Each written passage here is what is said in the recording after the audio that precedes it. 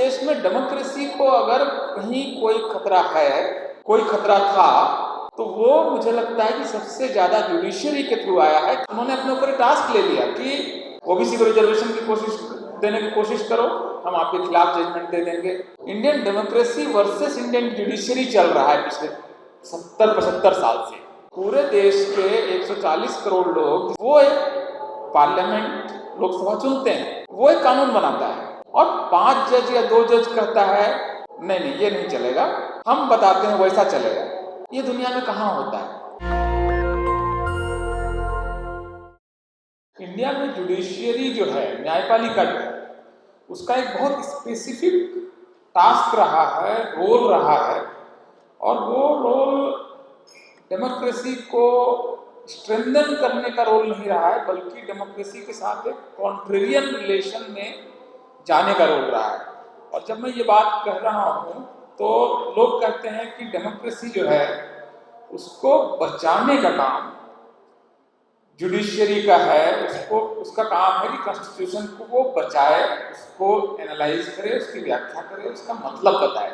ये थ्योरेटिकली ये role judiciary का होना चाहिए, but there is a huge gap between चाहिए and what is the reality. इसके बीच एक बहुत ज़्यादा गैप है, और मेरा ये एलिगेशन है जुडिशियरी पर कि वो इंडिया में स्टेटस को की ताकत है, यथास्थिति की ताकत है, और जो भी प्रोग्रेसिव लेजिस्लेशन है उसके खिलाफ खड़े होना उसकी जेनेटिक बनावट में है। और जब मैं इस बात को कह रहा हूँ कि जेनेटिक बनावट में है, तो मैं इस आरोप को बहुत सीरियसली लगा रहा हूँ, क्योंकि जब इंडिया की डेमोक्रेसी अपना पहला फुट स्टेप रख रही है, मतलब इससे बच्चा पैदा हुआ, पहला कदम चलने की तैयारी हुई, और उन्होंने एक प्रोग्रेसिव अच्छा कॉन्स्टिट्यूशन बनाया जो कि भारत के सारे अलग अलग समुदायों के बेस्ट लीडर्स ने कॉन्स्टिट्यूशन बनाया, और उसमें बहुत सारी चीज़ों के अलावा जस्टिस को बहुत अच्छे से डिफाइन किया गया है, फ्रॉम द प्रेम्बल टू 16(4) और सब जगह जस्टिस का जो कॉन्सेप्ट है उसको अच्छे से लाया गया। उस समय जुडिशरी क्या करती है? जुडिशरी आज़ादी के बाद के अपने सबसे महत्वपूर्ण और पहले फैसले में सोशल जस्टिस को स्कटल करने की कोशिश करती है, चंपकम दुराईराजन केस में, और जो सोशल जस्टिस है, रिजर्वेशन है, उसके पूरे कॉन्सेप्ट को वो वहां पर डिबंक कर देती है। तो देश किसी दिशा में जाना चाहता है, आप किसी और दिशा में जाना चाहते हैं, ये जुडिशरी का पहला काम है। ये कोई बाद में क्रिएट की हुई प्रॉब्लम नहीं है। ये ऐसा नहीं कि जुडिशरी बहुत अच्छी थी और जुडिशरी अब खराब हो गई है। जुडिशरी दरअसल शुरू से ही उसने ये टास्क अपने ऊपर लिया कि we will protect the interest of the elites, we will scuttle all progressive legislation, we will not allow the country to move और march forward in the way of social justice, equity और equality. So that was their task. उन्होंने अपने ऊपर task ले लिया कि गरीबों को जमीन देनी है, हम गिरा देंगे, हम आप कोई कॉन्स्टिट्यूशन अमेंड करके कोई अच्छी चीज लाने की कोशिश करो, हम उसको गिरा देंगे, आप जुडिशियरी में अलग अलग कम्युनिटी के जजेस लाने की कोशिश करो, हम अपने पैर वहां पर जमा देंगे, आप ओबीसी को रिजर्वेशन की कोशिश देने की कोशिश करो, हम आपके खिलाफ जजमेंट दे देंगे। तो ये पूरी जुडिशरी का जो रोल है, असल में यहीं पर लड़ाई है। असल में Indian democracy versus Indian judiciary चल रहा है पिछले 70-75 साल से। आप केशवानंद भारती केस में, केशवानंद भारती मठ के जमींदार हैं, उनकी जमीन लेकर किसानों को बांटनी है, ये पार्लियामेंट और कॉन्स्टिट्यूशन का मैंडेट है। जब वो उस जमीन को बांटने की कोशिश करती है सरकार, तो केशवानंद भारती चले जाते हैं कोर्ट में और अपने पक्ष में फैसला पा लेते हैं, और वो फैसला फिर कोई डिस्टर्ब ना किया जाए, इसलिए सुप्रीम कोर्ट एक बेसिक स्ट्रक्चर का डॉक्ट्रिन देता है, एंड दैट इज सो वेग that it was never defined. These articles will constitute basic structure. They kept it open. It's so vague, it's so vague. Anything can be basic structure. Even in NJC case, they said our appointment process is basic structure. This is so absurd, इतना बड़ा मजाक इस देश में हो रहा है। उनको जो भी लगता है कि यहाँ पर हमको पार्लियामेंट को, जहाँ पर जैसे रविवर्मा कुमार सर ने कहा कि people's will is reflected through electoral process and through parliament. Parliament के जरिए जनता अपनी बात बोलती है। सरकार किसी की भी हो सकती है, बदलती रहती है। बड़े बड़े महारथी गिर गए, इंदिरा गांधी गिर गई, वाजपेयी गिर गए, कल नरेंद्र मोदी की सरकार भी जाएगी। लेकिन ये पूरा प्रोसेस जनता अपनी इच्छा कैसी जताती है कि मैं वोट देता हूँ, एक सरकार बनाता हूँ, सरकार हमारे लिए काम करे। अगली बार उसने नहीं किया तो बदल देती है, अगली बार अच्छा किया तो फिर से आ जाता है। अभी पूरे देश के 140 करोड़ लोग, जिसमें कि 100 करोड़ के आसपास वोटर हैं, वो एक पार्लियामेंट, लोकसभा चुनते हैं, वो एक कानून बनाता है और 5 जज या 2 जज कहता है नहीं नहीं ये नहीं चलेगा, हम बताते हैं वैसा चलेगा। ये दुनिया में कहाँ होता है? ये पूरा मतलब इस देश में डेमोक्रेसी को अगर कहीं कोई खतरा है, कोई खतरा था, तो वो मुझे लगता है कि सबसे ज्यादा जुडिशरी के थ्रू आया है। क्योंकि असल में हो क्या रहा है, देखिए मैं इसमें एक सिर्फ चीज और बोल रहा हूं। आप ये देखिए कि कोलेजियम सिस्टम कब आया और उस समय देश में क्या चल रहा था। 2 चीजें, कोलेजियम सिस्टम फर्स्ट जजेस केस, एसपी गुप्ता केस में एग्जीक्यूटिव के हाथ में, प्रेसिडेंट के हाथ में एक तरह से पावर आ गई पूरी तरह से। पहले भी था कि वो जुडिशियरी को नियुक्त करेगा। दुनिया के ज्यादातर देशों में जुडिशियरी सरकार ही नियुक्त करती है। वो जुडिशियरी बेशक सरकार के खिलाफ जजमेंट भी दे देती है, लेकिन जुडिशियरी सरकार ही नियुक्त करती है, क्योंकि वहीं पर लोगों की इच्छा की अभिव्यक्ति है। और अगर खराब जुडिशियरी कोई सरकार चुन रही है तो हम अगले चुनाव में उस सरकार को पलट दे सकते हैं। हमारे पास मतलब जनता के हाथ में इतनी सी पावर है। सेकंड जजेस केस जो आता है उसमें वो 93 का जजमेंट है। 1993 में इस देश में क्या चल रहा था या उससे पहले क्या चल रहा था, तब आप समझेंगे कि इसमें पर्पस क्या है। मान्यवर काशीराम का आंदोलन चल रहा था, बामसेब बन गई थी, भारत बहुजनों का होगा ये ड्रीम आ रहा था, जिसकी जितनी संख्या भारी उसकी उतनी हिस्सेदारी का सवाल आ रहा था। बीएसपी बहुत तेजी से बढ़ रही थी, बड़ी पार्टी बनने की तरफ, एक बड़ी ताकत बनने की तरफ बढ़ रही थी। लोहिया पॉलिटिक्स दूसरी तरफ, पहली चीज ये हो रही थी।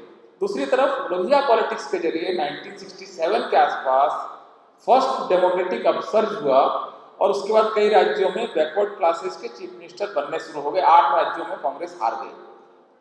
That was the second process, जहां पर किसान और ओबीसी जातियां अपना पॉलिटिक्स में क्लेम लेने लगी और कांग्रेस जो एक महाबली कांग्रेस है उसकी ताकत घटने लगी।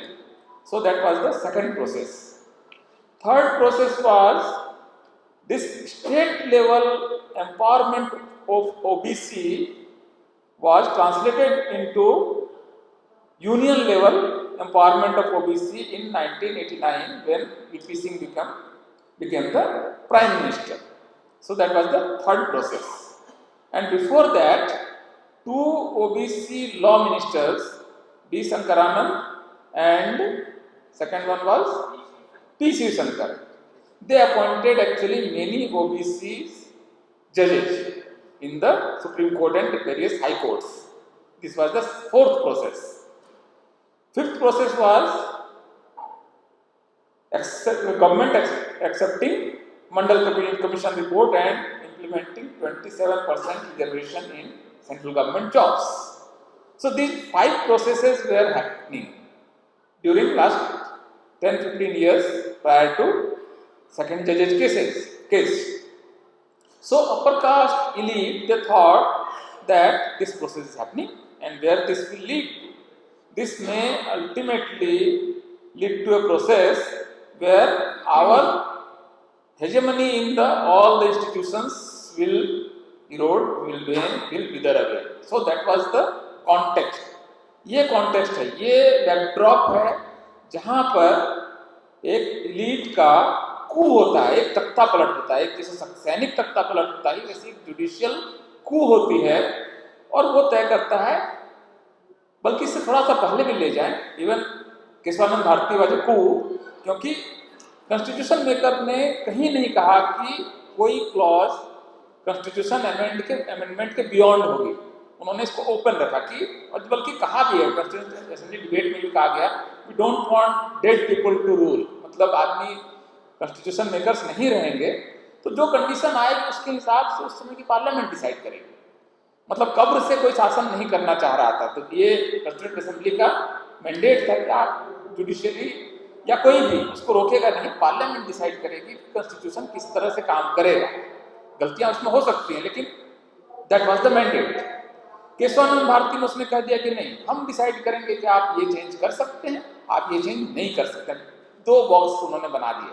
दूसरा बॉक्स उन्होंने एम्प्टी रखा, जब जो मन करेगा उसको हम उस बॉक्स में डाल देंगे कि article this will constitute basic structure. तो ये पहला कू था। दूसरा कू उन्होंने किया सेकंड जजेज केस, एंड उसके जरिए उन्होंने अपने हाथ में ले लिया कि जजेज हम नियुक्त करेंगे। हमारे राष्ट्रपति को उन्होंने एक तरह से पंगु और ट्रिपल बना दिया और उसका पावर अपने हाथ में ले लेकर हम चुनेंगे। और आप इन 2 जजमेंट को साथ में पढ़िए, तब समझ में आएगा कि किस तरह से जुडिशरी ने इस देश में अपने हाथ में पावर ले लिया। First is basic structure, second is second जजेज केस और कोलिजन केस। इन दोनों के जरिए उन्होंने कुछ इलीट जो अपना पावर रिप्रोड्यूस करते हैं, क्योंकि वही जज का बेटा, जज की बेटी, जज के दोस्त, जज के रिश्तेदार, अपनी caste, that power is reproduced every time. और वो बाहर जा ही नहीं रहा है। 1-2 वो बीच में थोड़ा बहुत वो उसको पॉल्यूट होने देते हैं, otherwise they are keeping their box according to their wills and fancies. तो ये जो स्ट्रक्चर है, ये स्ट्रक्चर वो रिप्रोड्यूस कर रहे हैं, इसको भी उन्होंने पावरफुल बना लिया है। तो पार्लियामेंट एक कानून बनाए, हम उसको पलट देंगे। पार्लियामेंट एक कोई जजमेंट बनाए जनता के कहने पे, हम उसको पलट देंगे। तो सचमुच sir, this democracy is becoming a farce, not because any political party और एनी लीडर और any prime minister is threatening this process. Kesavananda Bharati case का जजमेंट जाना चाहिए, रिव्यू होना चाहिए, रिविजिट होना चाहिए, कोलेजियम जजमेंट रिविजिट होना चाहिए, और पार्लियामेंट को अपनी पावर रिक्लेम करनी चाहिए। हमको पॉलिटिकल क्लास को कहना चाहिए कि आप इसको रोको, हम आपको वोट दे रहे हैं, आप हमें ओबीसी का जज दो, आप हमको शेड्यूल कास्ट का जज दो, आप हमको शेड्यूल ट्राइब का जज दो, आपका ओनर्स है, आपको हमने चुना है। ये पॉलिटिकल क्लास की जिम्मेदारी है कि वो इस देश में लोकतंत्र को फिर से रिक्लेम करे और जुडिशरी को वहीं रखे, उतना सारे पावर दे जितना पावर कॉन्स्टिट्यूशन ने दिया है। हमको ओरिजिनल कॉन्स्टिट्यूशन की तरफ जाना चाहिए। हमको कॉन्स्टिट्यूशन होते होते जो बन गया है उसकी जगह कुछ बेसिक प्रिंसिपल्स जो इस देश के फाउंडिंग फादर्स या मदर्स जो भी उन्होंने मिलकर दिया है, हमको वहाँ जाने की जरूरत है। ये मेरा कोर आर्गुमेंट है। थैंक यू, आपने मुझे सुना। मैं अपनी बात यहीं पर खत्म करता हूँ। बहुत बहुत शुक्रिया आप सब लोगों ने मुझे मौका दिया। धन्यवाद, थैंक यू। नेशनल दस्तक की आपसे गुजारिश है कि अगर इसको बचाना चाहते हैं तो नेशनल दस्तक को सब्सक्राइब करने के लिए रेड कलर के सब्सक्राइब बटन को दबाएं, फिर बेल आइकन की घंटी दबाएं। नेशनल दस्तक को बचाने के लिए बहुत जरूरी है कि हर खबर को शेयर करें, लाइक करें, कमेंट जरूर करें।